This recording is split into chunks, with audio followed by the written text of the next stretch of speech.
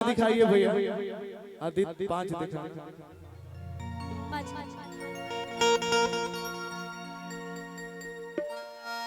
भाई का गाना बड़ा वायरल हुआ अभी हाल फिलहाल। के शादी करो बहू के जन कमेज में,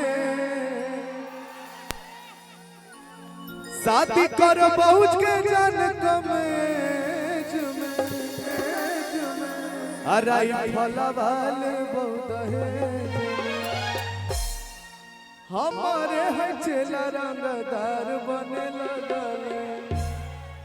मारा अपन वाला बनाए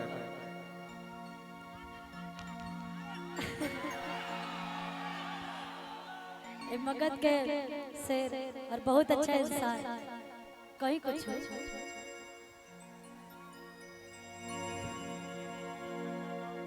आज बहुत खुशी की बात है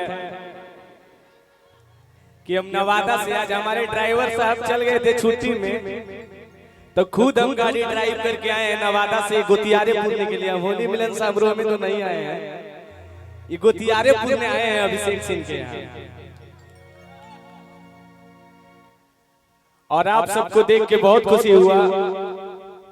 होली मिलन समारोह को सफल बनाने के लिए आप सब जितने भी लोग आए हैं सभी को मंच के माध्यम से अमिता सिंह पैर छू के प्रणाम करता है। एक बार हल्ला करके आशीर्वाद दे दीजिए। हमारे साथ में बहुत ही अच्छी गायिका हमारी मित्र और बहुत आगे जा रही है, देख के बहुत खुशी होता है। खुशी कक्कड़ जी को बहुत सारा गाना सुनाई, अच्छा लग रहा था, अभी बैठ के सुन ही रहे थे। बड़े भैया अजीत भैया और डिम्पल जी सबको आप लोग सुन रहे थे, देख रहे थे, मुझे भी खुशी हो रहा था, आप भी देख रहे थे। कौन सा गाना गाया जाए?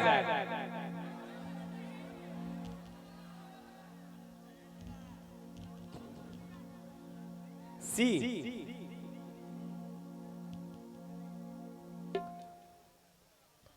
हेलो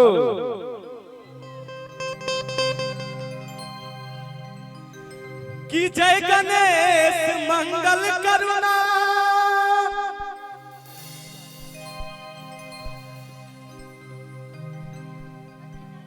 विघ्न हरो गणराज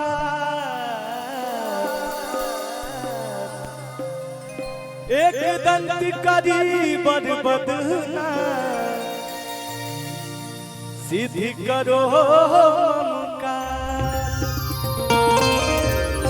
जो भी भाई इधर उधर अपना बाइक साइकिल लगाए हैं, बार बार हम रिक्वेस्ट कर रहे हैं कि अपना बाइक साइकिल जो भी है अपना ध्यान दीजिएगा। आप सबसे रिक्वेस्ट है अपने पास ही लगाइएगा, इन्हें कि लगा के मखदूमपुर चलाइएगा आपको। कि फगुआ में तू चल जिन्ही डोलिए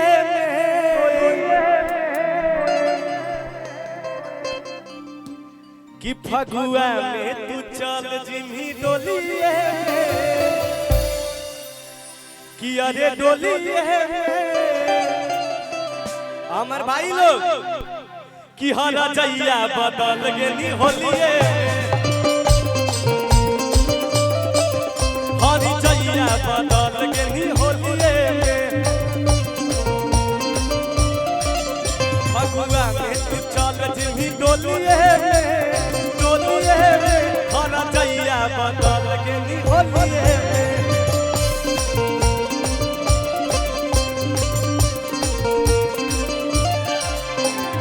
एक दू तीन चार पाँच छः सात आठ नौ ग्यारह बारह तेरह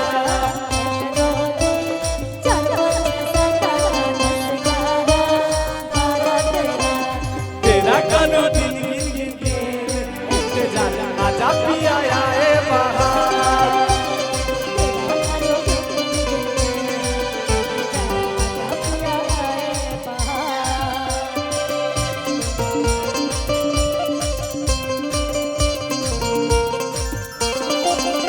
देखा हेलो वहाँ पे 10 को भाई लोग बहुत एंजॉय कर रहे हैं,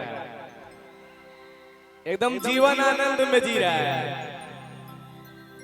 कहेंगे क्या कि रंग डाल वही के कर चोलिए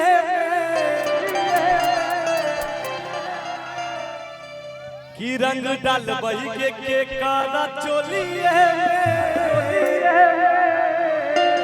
आहा रचैया बदल गेली होलिए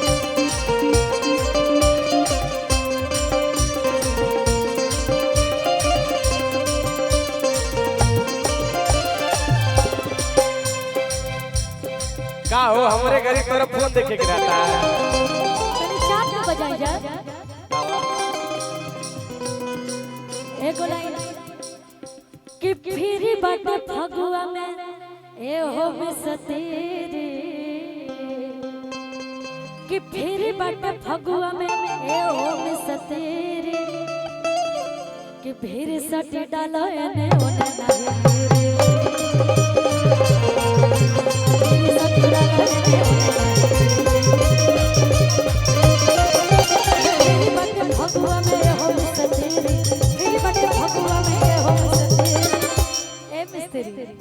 कौन चीज के मिस्त्री है गाना बनावे वाला गाने बनावे वाला कि फिर बाटे भगवा में हो सते फिर बाटे भगवा में हो आता छक्का लगा के कि फिर सती डाला एने अच्छा अबीरवा दी एने दी और जो आप लोग पहले बजाओ चाहिए एकदम खुशी सुना कि भैया होली में न आइले अब ही जाम चला था